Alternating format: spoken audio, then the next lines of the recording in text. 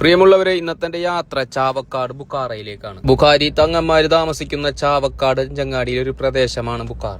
ഒരു കാലത്ത് ഇസ്ലാമിക സംസ്കാരത്തിന്റെയും വിജ്ഞാനങ്ങളുടെയും ആസ്ഥാനമായിരുന്ന ഖുറാസാനിലെ ബുഖാറ എന്ന പ്രദേശത്ത് നിന്ന് വന്നവരാണ് ബുഖാരി സാദാത്യങ്ങൾ. ചാവക്കാട് ബുഖാറയെ പറ്റിയും ഇവിടുത്തെ തങ്ങന്മാരെ പറ്റിയും ഞാൻ കൂടുതലായിട്ട് അറിയുന്നത് എന്റെ സ്നേഹിതനും സയ്യിദ് കുടുംബത്തിൽപ്പെട്ട തൗഫീഖ് തങ്ങളിൽ നിന്നും നബീൽ മുഅബി എഴുതിയ ചാവക്കാട്ടെ ബുഖാരി സാദാത്യങ്ങൾ എന്ന പുസ്തകത്തിൽ നിന്നുമാണ്. ചാവക്കാട്ടെ ബുഖാരി സാദാത്യങ്ങളുടെ കുടുംബവേരുകൾ ചെന്നെത്തി നിൽക്കുന്നത് മുഹമ്മദ് നബി സല്ലല്ലാഹു അലൈഹി വസല്ലമയുടെ 29ാം തലമുറയിൽപ്പെട്ട സയ്യിദും കേരളത്തിൽ ആദ്യമായി എത്തിയ സയ്യിദ് വംശജനുമായ സയ്യിദ് അഹമ്മദ് ജലാലുദ്ദീൻ ബുഖാരി തങ്ങളിലേക്കാണ്. ജലാലുദ്ദീൻ ബുഖാരി തങ്ങളും പുതിയകാവ് പള്ളിയിൽ അന്തിയുറങ്ങുന്ന സഫർ ശുഹദാക്കൾ തമ്മിലും ഒരു ബന്ധമുണ്ട്. കണ്ണൂർ ജില്ലയിലെ വളപ്പട്ടണത്താണ് ജലാലുദ്ദീൻ ബുഖാരി തങ്ങൾ വന്നിറങ്ങിയത്. നിലവിൽ കേരളത്തിന്റെ പല ദിക്കുകളിലായിട്ട് ബുഖാരി തങ്ങന്മാര് താമസിക്കുന്നുണ്ട്. ചാവക്കാട് ആദ്യമായി എത്തുന്നതും തറവാട് സ്ഥാപിക്കുന്നതും അഹമ്മദുൽ ബുഖാരി തങ്ങളാണ്. അന്നത്തെ ഭൂസ്വത്ത് മുഴുവനും കൈവശപ്പെടുത്തിയിരുന്നത് 3 ജമ്മി കുടുംബങ്ങളായിരുന്നു. തലശ്ശേരി കെ ഈ കുടുംബം, ഒളനാട്ടു പണിക്കന്മാര്, പിന്നെ ചേറ്റുവക്കടുത്തുള്ള മഞ്ഞളായി കുടുംബം. ചാവക്കാട് എത്തിയതിനു ശേഷം തങ്ങൾ ആദ്യമായി താമസിച്ചിരുന്നത് അവിടെ ഉണ്ടായിരുന്ന ഒരു മുസ്ലിം വീടുകളിൽ ഒന്നായ തെരുവത്ത് വീട്ടിലാണ്. ഏത് കാര്യങ്ങൾക്കും അവിടുത്തെ ജനങ്ങൾക്ക് തങ്ങൾ നൽകിയിരുന്ന ഉപദേശ നിർദ്ദേശങ്ങൾ ഫലം കണ്ടു തുടങ്ങിയപ്പോൾ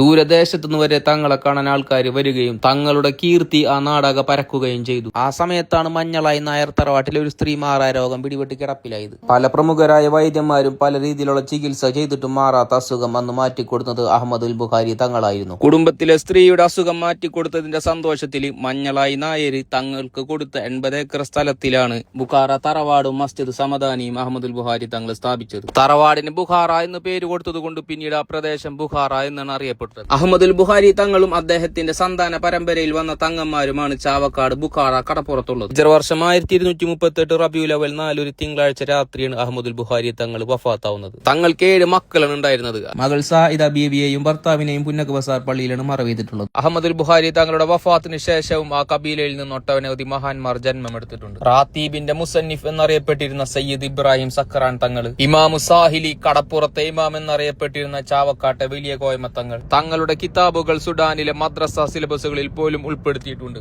4 മദ്ഹബുകളിലും ഫത്വ കൊടുക്കാൻ കഴിവുള്ള പണ്ഡിതനും ഖാദിരിയ തുരീഖത്തിന്റെ ഷെയ്ഖുമായിരുന്ന ഹിബത്തുല്ലാ തങ്ങൾ, സമസ്ത കേരള ജമിയത്തുൽ ഉലമയുടെ വൈസ് പ്രസിഡന്റ് ആയിരുന്ന സയ്യിദ് ഹാമിദ് കോയമത്തങ്ങൾ, 20 വർഷക്കാലം ദാവൂദ് നബിയുടെ പോലെ ഒരു ഇടപെട്ട ദിവസങ്ങളിൽ നോമ്പെടുത്തിരുന്ന സയ്യിദ് മുഹമ്മദ് ഫക്രുദ്ദീൻ തങ്ങൾ, 40 ദിവസം കൂടുമ്പോൾ ഒരു തവണ ഖുർആൻ ഖത്തം ചെയ്തിരുന്ന ഷാവുൽ ഹമീദ് തങ്ങൾ, 4 തവണ MLA ആയി തെരഞ്ഞെടുക്കപ്പെട്ട BV സീതി തങ്ങളടക്കം ഈ കബീലയിൽ നിന്നുള്ളവരാണ്. പുഴയുടെ ഓരം ചേർന്ന് മരങ്ങളൊക്കെ തിങ്ങി നിൽക്കുന്ന മനോഹരമായ ഒരു പ്രദേശം കൂടിയാണ് ബുഖാറ. നമ്മളോട് എത്തിക്കഴിഞ്ഞാൽ അഹമ്മദുൽ ബുഖാരി തങ്ങൾ സ്ഥാപിച്ച പള്ളി കാണാം. ഈ കാണുന്നതാണ് അവിടെയുള്ള മദ്രസ. സമസ്തയുടെ വൈസ് പ്രസിഡന്റ് ആയിരുന്ന കോയമ തങ്ങളെ പള്ളിയുടെ അടുത്താണ് മറവെയ്തിട്ടുള്ളത്. നമ്മൾ ഈ കാണുന്ന ഓലമേന മക്കാമിലാണ് ഞാൻ നേരത്തെ പറഞ്ഞ 4 മദ്ഹബുകളിൽ പ്രാവീണ്യമുള്ള സയ്യിദ് ഹിബത്തുല്ലാഹി തങ്ങൾ മറവെയ്തിട്ടുള്ളത്. ഖാദിരിയ തുരീഖത്തിന്റെ ഷെയ്ഖ് കൂടിയായിരുന്ന ഹിബത്തുല്ലാഹി തങ്ങളുടെ ഇജാസിയത്ത് പ്രകാരം ബഹുമാനപ്പെട്ട കരീം മൗലവിയാണ് പുതിയകാവ് പള്ളിയിൽ വ്യാഴാഴ്ച മഗ്രിബിന് ശേഷം ദിക്ർ തുടങ്ങിയത്. മഹമ്മൂദുള്ള എന്ന പേരിനൊപ്പം ഹിബത്തുള്ള എന്ന പേര് തങ്ങൾക്ക് കിട്ടിയതിന് പിന്നിലും ഒരു കഥയുണ്ട്. പണ്ടൊരിക്കൽ പ്രസിദ്ധമായ വെല്ലൂരിലെ ബാക്കിയാത്ത് സോലിഹാത്ത് കോളേജിന്റെ സ്ഥാപകൻ അബ്ദുൽ വഹാബ് ഹസ്രത്ത് തങ്ങളുടെ പിതാവിനെ കാണാൻ ബക്കാറയിലെത്തി. അദ്ദേഹത്തിന്റെ പിതാവ് ഹസ്രത്തിനോട് തന്റെ മകനെ കാണിച്ചു പറഞ്ഞത് 14 വർഷത്തിന് ശേഷം എനിക്ക് ജനിച്ച മകനാണെന്നാണ്. ഉടനെ ഹസ്രത്ത് പറഞ്ഞത്ര ഹാദാ ഹിബത്തുള്ള,